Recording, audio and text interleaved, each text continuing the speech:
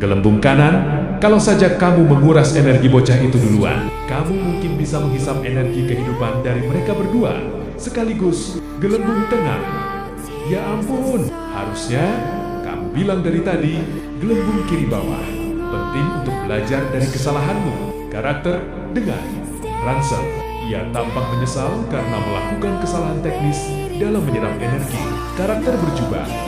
Ia bertindak sebagai mentor atau rekan yang lebih senior, mengingatkan bahwa kesalahan adalah bagian dari proses belajar.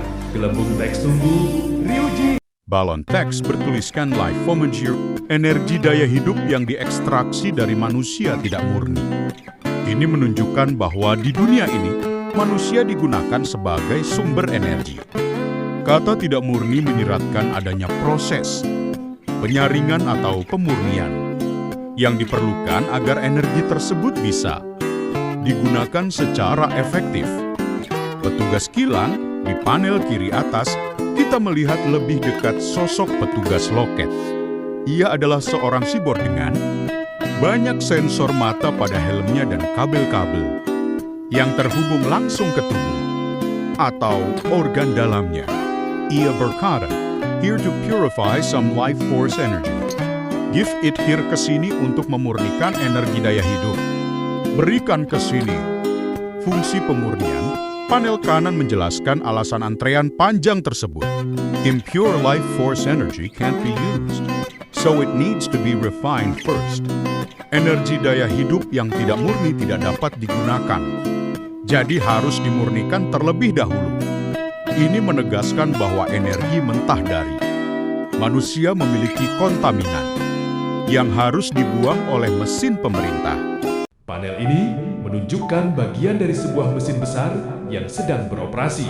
Terdapat word dan tulisan katakana yang biasanya digunakan untuk menggambarkan suara getaran rendah atau mesin berat yang sedang bekerja. Terlihat sesosok figur kemungkinan robot atau manusia dengan modifikasi prostetik pada lengannya sedang menuangkan cairan dari sebuah wadah kotak ke dalam corong besar. Kata Pelope menggambarkan suara cairan kental yang dituangkan. Cairan kental yang sebelumnya dituangkan ternyata diolah menjadi purified life force energy. Energi kekuatan hidup yang dimurnikan seorang karakter kemungkinan robot atau cyborg.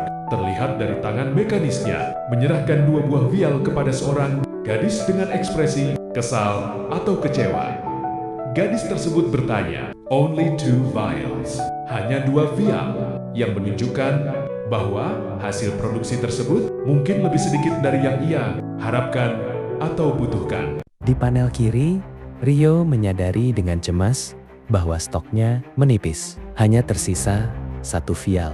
Panel kanan, muncul tangan robotik yang mengambil 1 vial tersebut sambil berkata, "Kami akan menyimpan 1 vial sebagai pajak." Rio merespons dengan terkejut dan kesal. Pajak. Setelah Rio mengeluh karena vialnya diambil sebagai pajak di panel sebelumnya. Ryuji datang membawa sebuah tas besar. Ryuji membuka tasnya dengan bunyi bam efek suara dentum, menunjukkan bahwa dia membawa banyak vial cadangan. Rio tampak terpaku dan tidak bisa berkata-kata. Diwakili dengan balon teks berisi tanda titik-titik melihat stok vial yang begitu melimpah di dalam tas Ryuji. Can I borrow one? No. 2 vials from you, please. Boleh aku pinjam 1? Tidak. 2 botol vial darimu. Tolong. Seriously? That's 2 days worth of work. You know.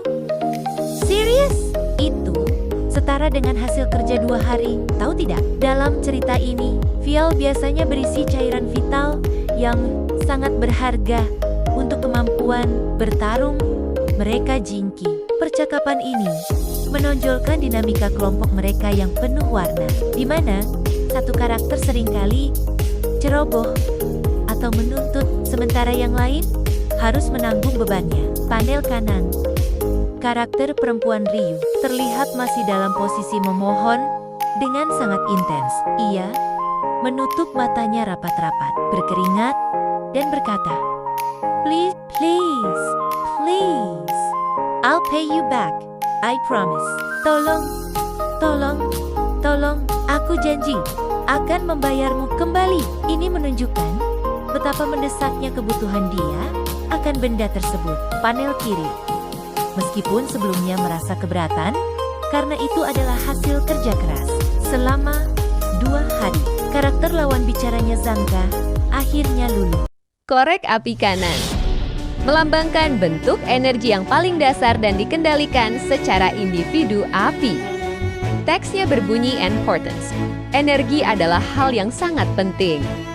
Kereta uap tengah melambangkan dimulainya era mekanisasi dan transportasi massal yang digerakkan oleh pembakaran bahan bakar fosil.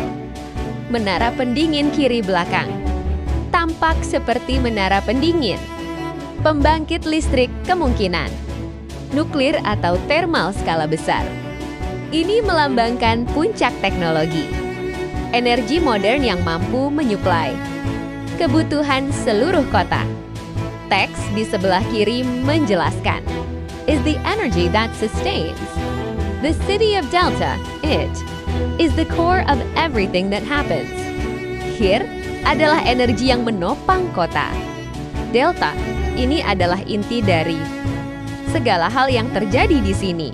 Teks kiri menyatakan bahwa objek yang dipegang adalah mata uang yang digunakan untuk semua transaksi barang dan jasa di tempat tersebut. Teks kanan menjelaskan alasan dibaliknya, yaitu penduduk Delta, kemungkinan nama, lokasi, atau faksi lebih menghargai energi kehidupan life force energy di atas segalanya.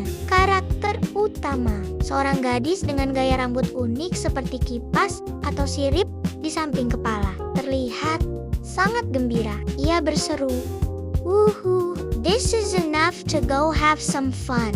Wah, ini cukup untuk pergi bersenang-senang. Motivasi. Dialog ini mempertegas bahwa energi kehidupan yang ia pegang di panel sebelumnya benar-benar berfungsi sebagai uang untuk memenuhi kebutuhan atau hiburan pribadinya. Karakter robot atau cyborg ada sesosok makhluk mekanik besar dengan wajah seperti topeng logam yang menyapa Aurora. Dari dialognya, "Oh, hey Aurora, back already." Terlihat bahwa mereka sudah saling mengenal dengan baik. Pertemuan kembali, sosok mekanik besar menyapa Aurora dengan ramah. "Oh, hey Aurora, back already." Aurora membalasnya dengan sapaan hello, Young Syria. Tujuan kedatangan terungkap bahwa Aurora datang untuk membayar sesuatu. Dia mengatakan, "You betcha, here's the rental fee." Sambil menyerahkan sebuah benda kecil berbentuk tabung atau silinder. Panel ini menunjukkan sebuah bodysuit setelan tubuh berbentuk manusia perempuan. Berdasarkan dialog di dalamnya, setelan ini digunakan sebagai wadah agar entitas tertentu, kemungkinan besar iblis, devil, bisa beroperasi atau menyamar di dunia manusia tanpa menarik perhatian. Karakter yang sedang mencoba setelan ini memiliki ciri fisik yang unik, seperti rambut yang berbentuk seperti blok bangunan atau baut. Dia terlihat antusias dan mengatakan, "Cool," saat mencoba masuk ke dalam setelan tersebut. Hal ini mengonfirmasi bahwa setelan itu memang dikenakan seperti kostum atau kulit tambahan. Panel tersebut menunjukkan bahwa helm atau bagian mata dari setelan tersebut memiliki Augmented Reality (AR).